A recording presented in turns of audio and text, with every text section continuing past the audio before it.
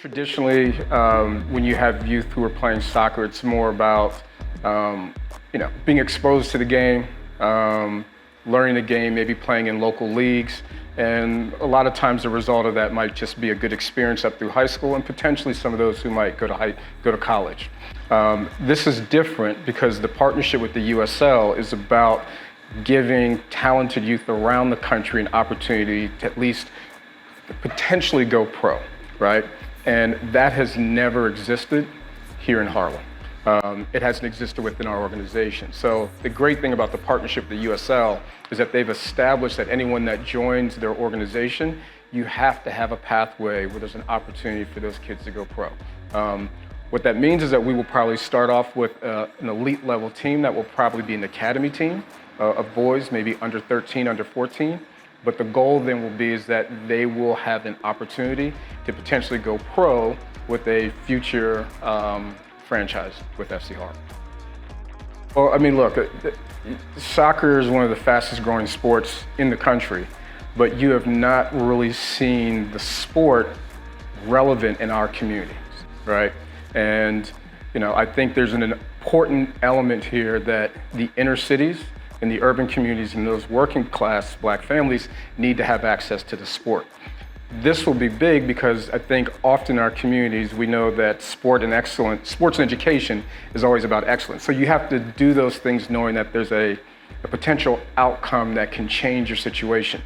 We are now going to embark on that, and it's going to set that tone where that if a player is selected to be part of our program, they now know that they can potentially take this to the highest level. Similar to any other sport, it will be challenging. We know what the stats are going pro in anything, but that pathway has never existed. It's only been for engagement, for fun, and we now need to change that, and we're going to do that. And I think it's going to be very important that our community sees us at the head of that. From the executives, from the ownership, all the way from the staff. I think that's really, really important to have buy-in, that you have to see yourself in all these different roles, in addition to on the field and off the field.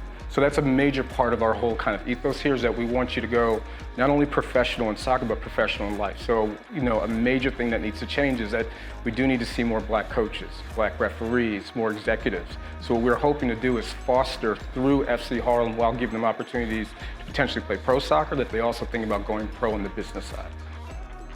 The organization was started in '91. It's interesting, it came out of Harlem Little League, which is a well-known baseball program here. And it has always been about, exposing kids in the community to the global game.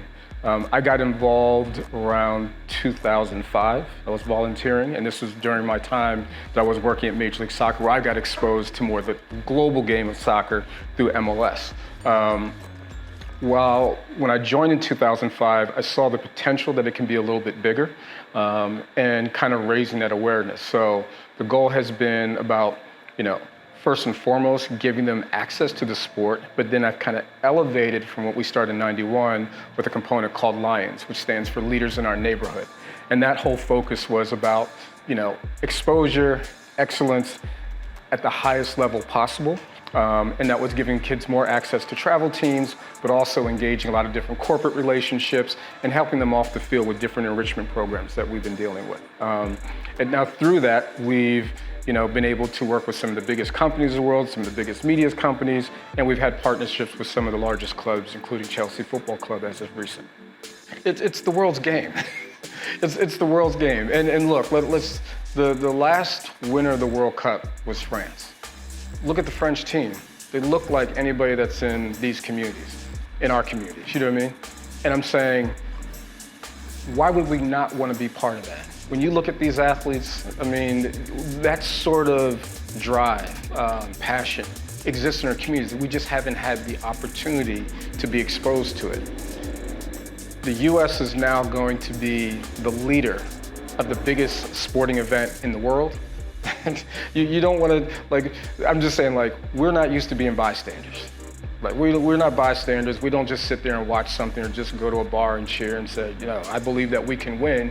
We're participating in it. You know what I mean? This is now the time to do that. I would see a pipeline specifically for youth in the inner cities who I just believe are innovative, creative, have different ideas, but you would have a network of programs like FC Harlem all around the country in key urban centers, but with a key access point where you could have access to a pro team.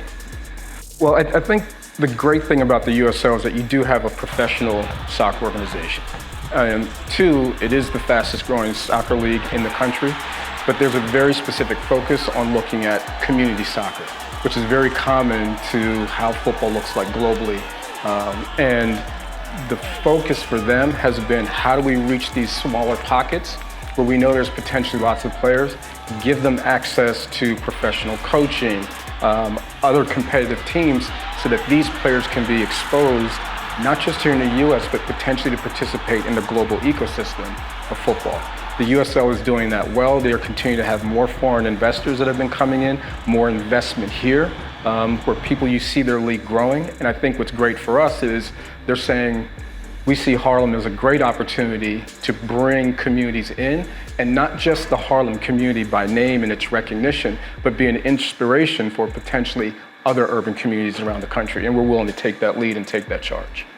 Well, this is definitely going to be a long-term project. What I would say to you is that, it's going to be very intentional and strategic, to the point that we will have national and international partners involved in this project. On a perfect timeline, I would say that we would look to have our academy set up for our first group of elite boys by 2023, 2024.